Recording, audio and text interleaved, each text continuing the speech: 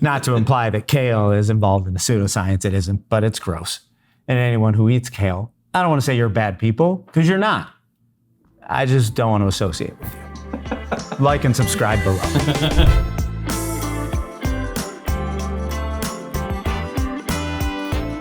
Welcome back to the third episode of Beyond the Exchange with your co-host, Jeremy Smith. I'm the COO of Lodas Markets, and your sort of superior co-host, our God King here at Lodas Markets, Brian King.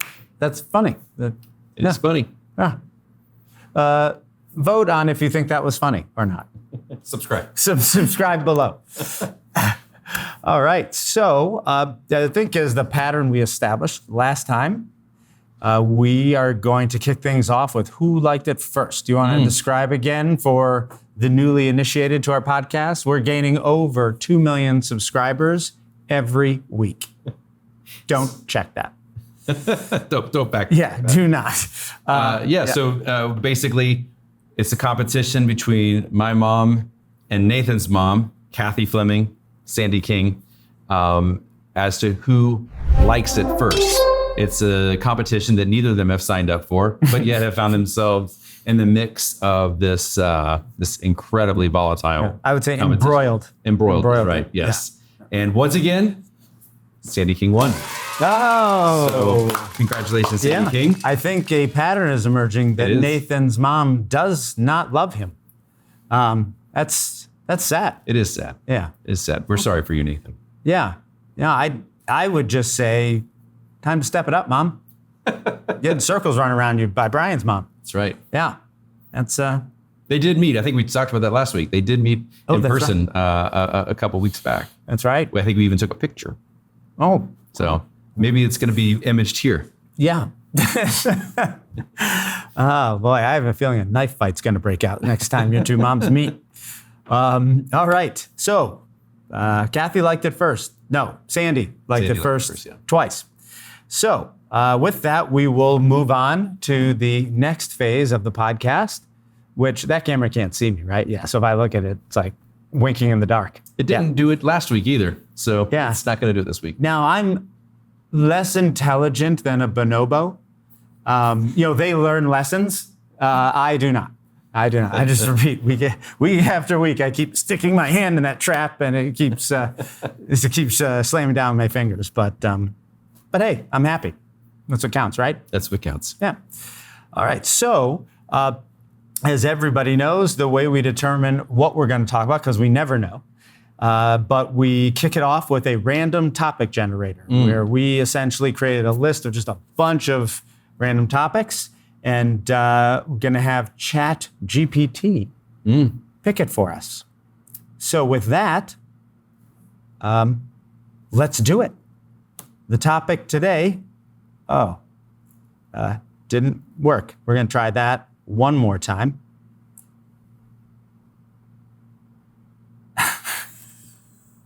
I swear, these topics come up, and you'd think because these are the most annoying topics to people, so they're my favorite.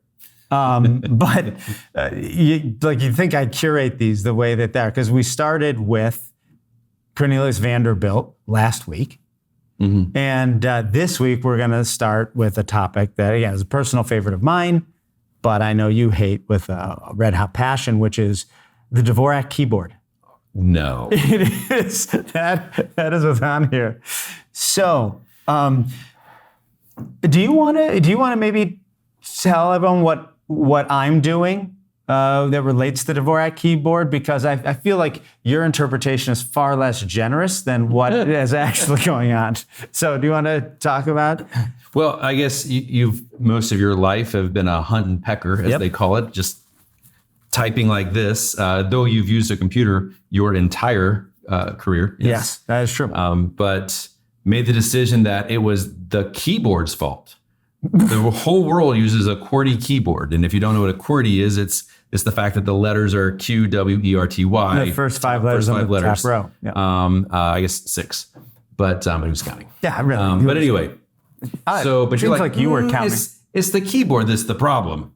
And so you made the decision to shift to a DVORAK keyboard, which has all the letters assembled. Do you know why they're assembled the way that they are? I do. So yeah. So thank you. That was a terribly ungenerous way of interpreting what I'm doing. So Brian is directionally correct, but now will make me look like less of an a-hole here as I describe what I'm actually doing. Good luck with that. Which is, like Brian said, for my whole life up until I'm 32 years old now. And I'm not 32. Are you listening to me? I'm listening. 48 years old. Yeah. So yeah, for 48 years, I've been typing, like this, but with pretty rapid speed, decently. I'm not just tap, like it's pretty fast. But I said, you know what? It's time to type like a big boy. And that means typing while not looking at the keyboard. And so I started doing that on a normal keyboard, like Brian said, a QWERTY. Oh, but that's right. But sorry, let me interject. You said that your hands were just cramping daily. You were having such horrible cramping problems because of how far you had to reach from one letter to the other letter. So continue. Okay.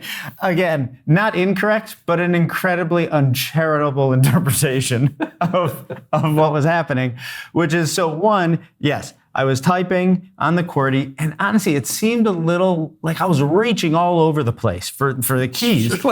You're literally my keyboard was 4 feet long. Yeah, I should have mentioned that. It was like, how in Big, Tom Hanks had that life-size piano thing? That's what my keyboard was like. Yeah, and so one, it just didn't seem efficient to be reaching all over the place all the time, and it wasn't causing cramping, but it was uncomfortable to be doing that. Right? And I said, okay, well, you know what? Since this is a new journey, it's not like I know how to type on a QWERTY keyboard without looking. Why start with the QWERTY keyboard? Because the QWERTY keyboard was intentionally created to be inefficient, like we talked about. For those who don't know, the QWERTY keyboard was created during the time of the typewriter. And the way typewriters used to work was that earlier typewriters is that they had hammers, and each hammer had a letter. And when you hit a letter on the keyboard, the hammer would come up and put some ink on the page. And the problem was, if you typed too fast, the hammers would come up in too rapid of succession and they would get stuck together. And so they intentionally created the QWERTY keyboard to be less efficient. That way it would slow typers down enough so that it would take them long enough to get to the next letter, such that the previous letter's hammer would have time to retract before the next one came up, and they wouldn't get stuck, or reduce the times they got stuck. But we live in the digital age now of computers. And so there are more efficient keyboards, because again, the QWERTY was intentionally inefficient. So as I did a little research, the DVORAK came as one of the most efficient keyboard layouts, because the letters that you use the most, A, E, I, O, U, D, H, T, N, S, those are all in the home row where your fingers start. And so most of your typing just takes place right there, right in your wheelhouse, right where your fingers live. And so not only is it quicker because your fingers aren't moving much, but also it is much more ergonomic. You don't develop the incredibly severe cramping that my fingers developed with the QWERTY keyboard. And so I said, hey, since I'm starting from scratch, why learn on the less efficient keyboard? I'll learn on the more one. And so for the past couple of months now, I've been typing on the DVORAK keyboard. I've gotten to a point where I'm pretty fluid. Not totally fluent yet, but I'm pretty fluid. I'd say in about another month or so, I'm going to be flying. And if my hands look any better ever, have you ever seen my hands look better than they do now? These look like the hands of a 20-year-old because I've been typing on the DVORAK keyboard. Wow. Yeah. So, DVORAK keyboard. Thanks for joining us today. This month, we'll talk to everybody in August. And thank you for our sponsor. Right. DVORAK. The DVORAK Family Trust. Dr. August DVORAK. Is that really who it was? That is, yeah. No. Yeah. How do you know that? I know things. I spent time looking at that back when you were study. Like we did a whole thing. I was like, well, technically his name could be DVORAK. But then we realized we looked at his family tree, his lineage. This is what we do when we're not working or when we're working and don't want to work. Right. We do it at work. Exactly.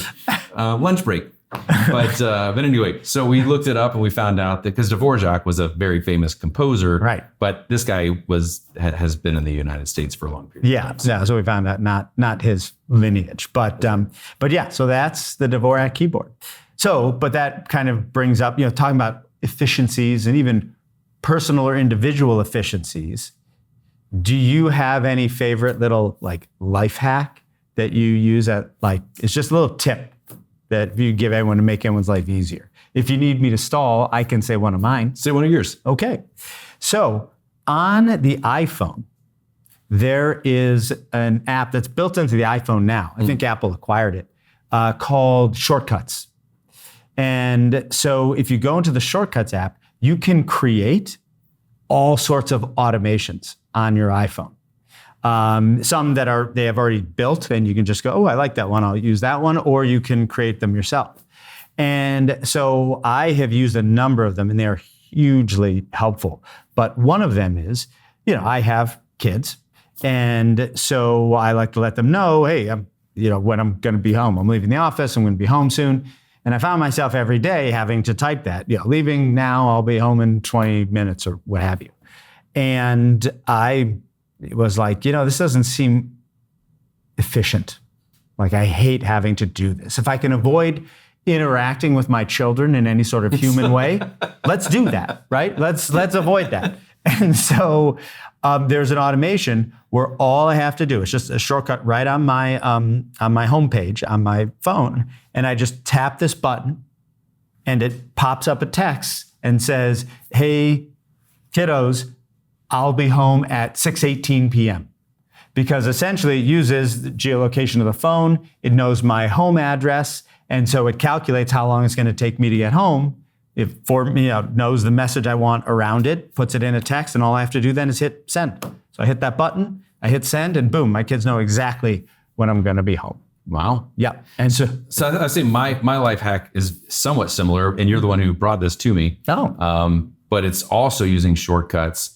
But a big problem that I have a lot of times, sometimes you can get so wrapped up in multiple different meetings, and sometimes you can have a lot of meetings throughout the day. There's been too many times, which I hate being late to a meeting, yes. Let alone I hate either missing a meeting or something like that. So there are too many times where it was like 5 minutes into the meeting, like, oh my gosh, I missed this meeting. So there's a button also that now I have on my home screen of my phone where I push that button and it automatically looks at my calendar. It finds all of the different meetings that you have set up for the day and gives you an alarm automatically 2 minutes before that meeting starts. So you're in one meeting, you get an alarm that says, oh, your meeting starts in 2 minutes. So if I need to step into an office or if I need to leave for something, it's like incredibly helpful. But I hit that button one time a day, and it is awesome. It's really, really helpful. And what's also awesome about it is when the alarm goes off, it doesn't just say alarm. Because it read your calendar, it actually puts the name of the meeting, right? Whatever was typed in the subject line of the meeting, that's what it names the alarm. So you actually know what it's saying. Hey, you got 2 minutes until this thing.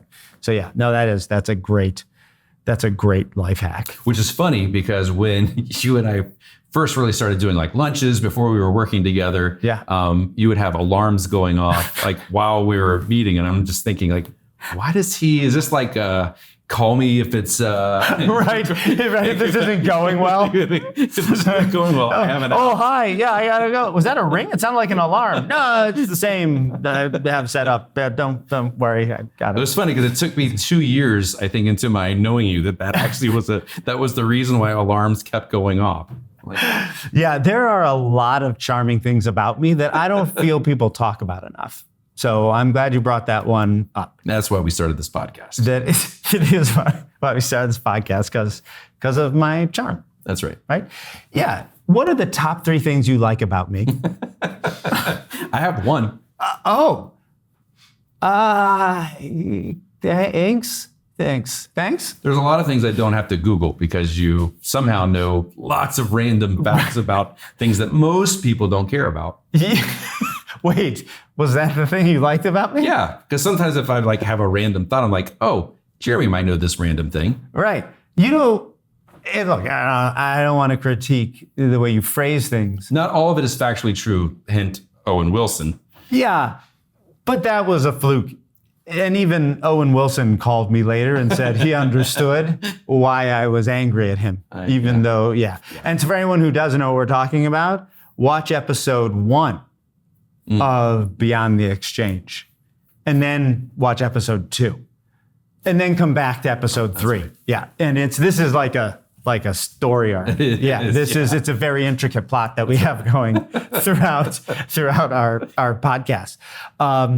But yeah, phrasing wise, you said this one thing I like about you.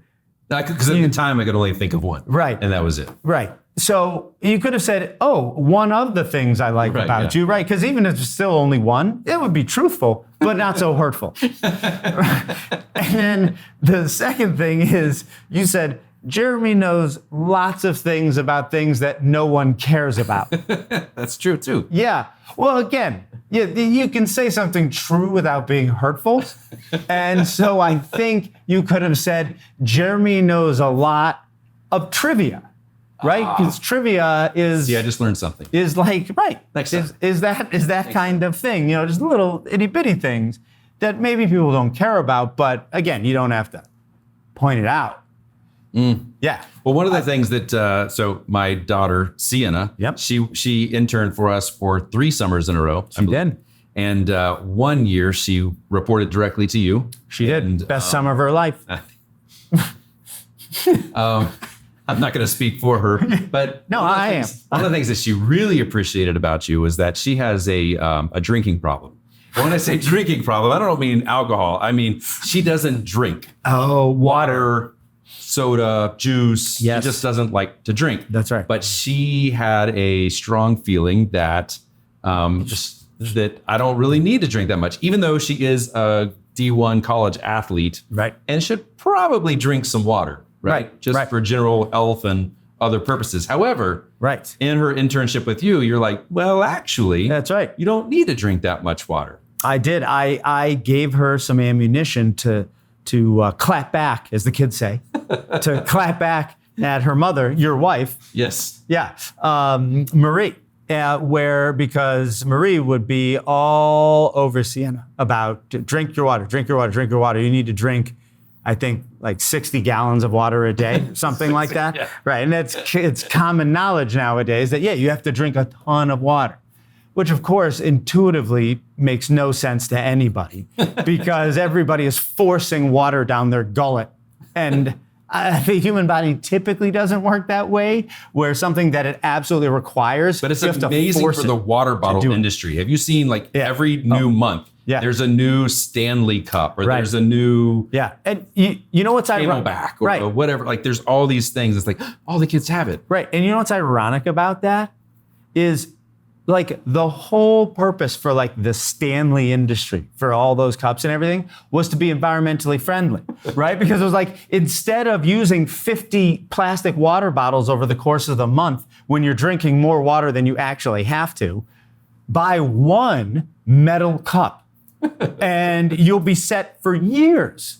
But instead, it's become this status symbol and a fashion trend where now people buy 40 different Stanleys a month. It completely defeats the purpose of why these things were created in the first place. So yeah, people are awful. I totally agree.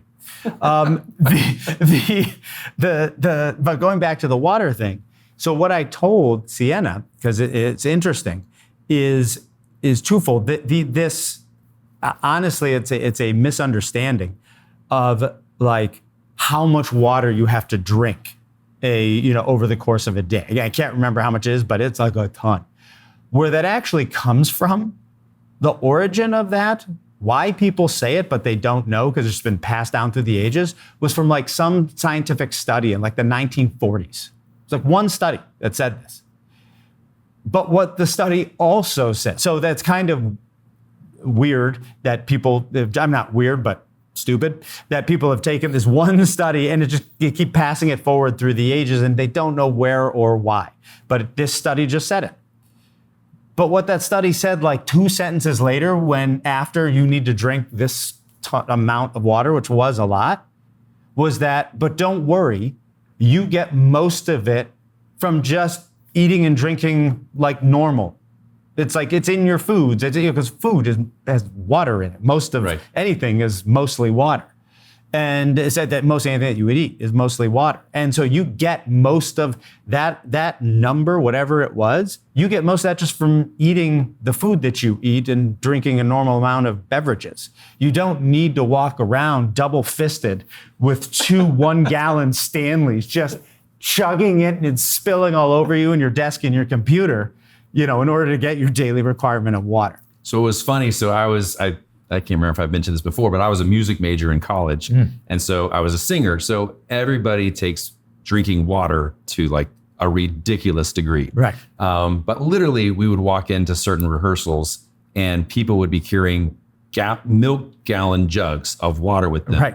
And then they would have to go find someplace to stop to refill that gallon jug of water. Take like 5 minutes. Everybody had these piles of gallons all around them. And it was just so bizarre. Now, I will say in their defense, because I think band people need a lot of defending, is that these were singers. Even singers. Are any of them famous? No. So I'm going to defend them, even though you're attacking them, which is when you do like activities like that, like singing or playing the trumpet or sports or whatever, you're going to need more than your average everyday Joe in terms of water, because the stuff you're doing like can dehydrate you. And especially if you're singing and you need like your pipes kind of like, lubricated. Like I could see why they would need more water than the average Joe, than just someone sitting in an office here who has 9 Stanleys lined up and just pounding them one every half hour.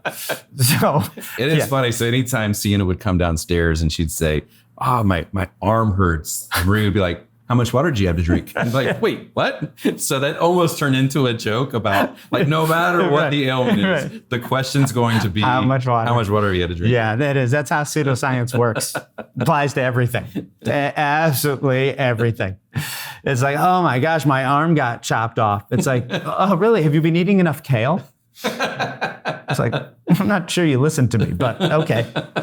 Yeah, it's... And I mean, not that kale is healthy for you. It's just, kale is healthy for you, but it's gross. So not to imply that kale is involved in the pseudoscience, it isn't, but it's gross. And anyone who eats kale, I don't want to say you're bad people, because you're not. I just don't want to associate with you. Like and subscribe below. That's how you gain subscribers right there. That's how you do. Right, because the thing is, what a lot of podcasts, I don't want to say super hosts, but what a lot of podcasts, we'll just say hosts, to be modest, what they do is they infantilize their audience, right? Yeah, they treat them with kid gloves and they just, what's that? And they pander to them. Yeah. Such a good word. Such a good word. They pander to them. Here's the thing. That doesn't work that well, right? If you think about when you're dating, if you're chasing, they're not as interested. Right? If you're a guy chasing a girl or a girl chasing a guy, not literally chasing.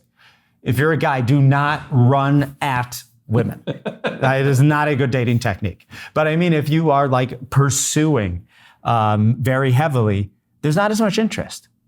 But if you're a little more laid back, maybe withdrawn, aloof, some might say, then actually that garners some interest, right? Because there's a little chase there, there's a little game there. And so why was I saying that? I really don't know. Yeah, I don't know. Oh, our audience, right. Oh, Insult your audience. Tell them you don't want to be associated with them, because then they'll double subscribe. People don't know don't even know you can do that. No, they don't. Yeah. But they're wrong. You can. If you click on that subscribe button, well, no, I don't want to say twice because that would unsubscribe them. Yeah, that was a joke that could have backfired. Yeah. Just click subscribe. Only click subscribe in odd numbers. Right? So you can click it once, 3 times, 5 times, but not even numbers. Yeah. That's the lesson here today. I think we've learned a lot. Wouldn't you agree? We've learned something. Well, yeah. I mean, what do you think we've learned? We've learned it. I am at a loss. I don't know what we've learned. Wow. Yeah, we've talked about so much and you haven't learned anything. And that makes me sad. You know, we talked about life hacks a little earlier. Mm-hmm. Remember? Have your kids ever taught you anything? Because people say, I have learned so much from my children. Yeah, I would say yes. I've learned to love. I've learned all that. Mm-hmm. I've learned nothing from my children. I don't know if that speaks to the inadequacies of my children, but I've learned nothing from them. They're dumb kids. What are you going to learn from them? What have you learned from your dumb kids? Most of it does have to do with some type of a technology or something along those lines.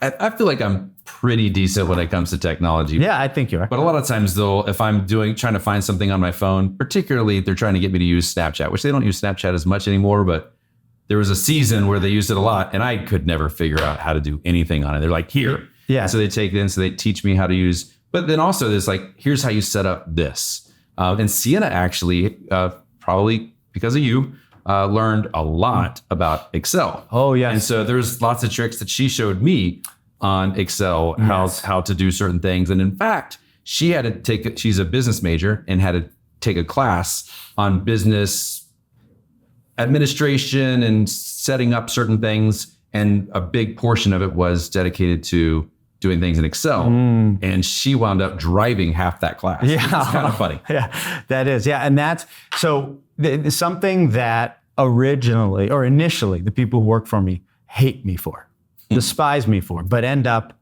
loving me for is how I approach Excel or have them approach Excel. Because one, Excel is probably one of the most underrated pieces of software ever built, right? Because if you think about it, pretty much every company, every department in every company, in every industry in the world, or at least in the Western hemisphere, uses Excel for something. Right? Even if it's not like its intended use. And it's just like it's the marketing department of IBM, and they use it to list out the different media sources that they do advertising in or whatever, or the finance or development. Everybody uses Excel for something because it is so unbelievably versatile, right? It's not the best at all those things, but it can work for almost anything. It's just unbelievably underrated. One of the best pieces of software ever created. It's amazing, not to derail you, but the fact that Excel is so incredible, but Microsoft Word. Yeah, it's fine. It's fine, but it is really hard to manipulate any type of a document in there. It takes a lot of usage to learn the tricks of that, of Word as well. But getting back to Excel, what I do, because one of the keys to efficiency, talking about efficiency again, is keystrokes. For the most part, the less you can use your mouse, the faster you can do things on your computer. So much faster. And not only faster, but it reduces the amount of sort of micro friction in your life, like that can just accumulate, like a fatigue. If you're like constantly reaching for your mouse to go there and click there and do all that, like it really adds up over the course of the days and weeks, especially if you are very constitutionally weak like I am. Back to the hand cramping. Right, all that mouse movement can really exhaust you. Then you really do need 5 or 6 Stanleys of water. But so the way to kind of reduce that accumulated fatigue, as well as just become incredibly efficient, is keystrokes, right? Using key shortcuts, Command C or Control T or whatever, the appropriate things are. And in Excel, I mean, you can do almost everything you need to in Excel using keystrokes. And so what I will do for anyone who works for me and they need to use Excel is I will take away their mouse for a month. And if they have a laptop, I will cover with a business card, I will cover the trackpad so that they can't cheat and use it that way. And so they have to learn keystrokes. And again, at the beginning, they hate me with a white hot burning passion. I've been burned in effigy several times. But by the end, like happened with Sienna, one of the greatest things that you can do for someone is that. And I will also say, and this relates more to Excel than like keystrokes, although also keystrokes, that is probably one of the best professional superpowers that you can have, which is being a master of Excel and knowing all the ways to use it. It really is, because you can do, going back to the versatility, you can do almost anything in it. And so if you know how to, then your powers are limitless. The only thing better is teleportation and flight. Those are the only two superpowers better than using Excel. Do you know how many crimes I've stopped with Excel? 0. But if I wanted to, I probably still couldn't. But still. And that's why teleportation and flight are better. Yeah. Although if you just have flight, that's no good, because you fly in to stop a crime and they'll just shoot you and you fall in the sky and die. But what does flight do? You need invincibility with it or super speed with it. If it's just flight, it's like if you ran towards a crime scene. They go, well, this guy's running to help this person we're mugging, so I'm just going to shoot him while he's running towards us. It's the same thing. If it's just flying towards it, they'd be like, it might be an extra moment of shock, like, oh my God, there's a guy flying. Well, kill him. Oh yeah, right. Boom. And then, that's it. We do not promote violence. No, nor flying. Yeah. Right. Don't fly, kids, because you can't. It's not possible. But you know what is possible? Doing Excel. Anyone can do Excel. And that's what makes it such a accessible superpower, right? There's these high-flying... Wait, why'd you look at Nate like that? What? Like, are we going to cut this part? Is that? Do you guys have some system going now of what parts you're going to cut? You're insecure. You're just like, you're thinking, what are they talking about? What are they talking about behind my... Do I have something on my nose? Just a look. Just a look does it. Yeah, that looked like a pretty meaningful look, though. Like there's something going on there. I don't know if I like that one bit. So there was something that you had mentioned about Sienna, your daughter. Yes. Your other daughter. But I've noticed you've never mentioned Sydney, your other daughter. Sydney. Why don't you love Sydney? Sydney was in episode 1. Oh, but you waited till episode 3 to talk about Sienna? Okay, then let me change the question. Why don't you love Sienna? We talked about Sydney because of her love of Hamilton and musicals generally. Yes, that's right. Yeah, you and Sydney. Oh, so talking about musicals, or music, because you just casually mentioned like, oh yeah, I was involved in music and these music people needed to drink a lot of water. But mention like your relationship with music and band in particular, like what you were, because I don't think anybody knows this. And I don't want to say it's impressive, but it's impressive within the context of something that no one cares about. Yeah. So how'd that feel, by the way? Good? Yeah, they're saying? Felt pretty good. Right, yeah. That was praising someone within the context of something no one cares about. Perfect ego stroke. Yes. Right. So talk about your band achievement. Band achievement. Well, I grew up in band, but I also grew up singing. Ultimately, I was a music and voice major. I graduated with a voice performance degree. But I also played tuba while I was in college, and that was my original major. I went to Florida State on a full-ride tuba scholarship. Yeah, I will bet 0 people knew that there was such a thing as a tuba scholarship. 0. I will bet you that literally every single person on this podcast just learned something. They probably did. Yeah, so you were on a tuba scholarship, but how did you get a tuba scholarship? Those have to be hard to get. Why would they give one to you? I actually got a full-ride scholarship when I was in 9th grade. Holy bleep. 9th grade, yeah. Wow. It's at Florida State University. That's where I went to school. But why did you get... Because I was ranked as the... You were ranked what? Number one player. Not in the state of Kansas. Not in the central United States. I was born in Florida, but yeah. Oh, right. Not in the Southeast. In the nation. Yeah. In the nation. Number 1 tuba player in the nation. Yeah. Which, like I said, is incredibly impressive, albeit in an area no one cares about. It is impressive. How how do you get ranked? Like if you're ranked number one as a boxer, like it's because you beat up all the other boxers. There's competitions, solo competitions. And then Can you imagine listening to a tuba solo? They exist.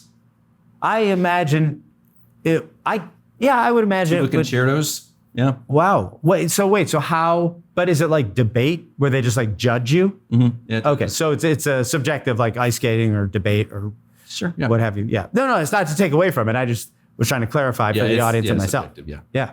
Huh. But it's still impressive because I guarantee you, subjective or not, if I went and performed, I would not win. So there is some degree of objectivity there. It just at the upper echelon, that's where it gets a little more objective because you're so close. So when you won, what was it, like a final performance? Like was it a bracket style thing? Nationals. Yeah, winning nationals. What song did you tuba? So it was the Vaughan Williams tuba concerto. Oh, yeah. You know it, I'm sure. And I figured, I mean, now I know it, but I'm like, okay, it's one of the two. It was either that or Genie in a Bottle by Christina Aguilera. I figured what one of the two were, but it was the other one. Okay. Yeah. Because the Genie in the Bottle one's good, but you know, I mean, I can see how it sometimes might take away from the seriousness of the tuba competition. So no, it is impressive. But being a number one in anything is impressive. I don't think I've ever been number one in anything. Like even in my family, I don't think I've reached number one position in anything. But I would say your kids probably would have said you were the number one dad until you basically said, yeah. You tried not to have any human interaction with them. And you also. Yeah, that they're dumb. And I haven't learned anything from them. What's the look that you give Nathan in order to cut something out of the what was that look again? Because maybe I'm kidding. They're too dumb to find this podcast. So with that, we'll wrap up our third episode of Beyond the Exchange, where we went from the DVORAK Keyboard all the way to podcast post-production. So please join us on our next episode when we talk about things ranging from quantum mechanics to whiteboards.